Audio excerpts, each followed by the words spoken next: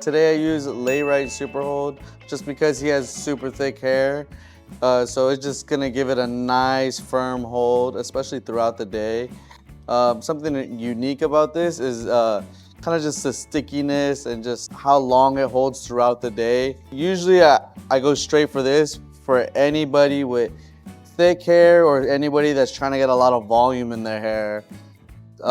This is probably my go-to. And then usually when I use the Layrite Super Hold, I like to dampen the hair a little bit, and then I'll get about a dime size worth of product, smear it through my hands, and then I'll kind of run it through the top layer of the hair, comb the product through, and then style it. And then after that, I like to kind of, if you want volume, I definitely recommend blow drying the hair.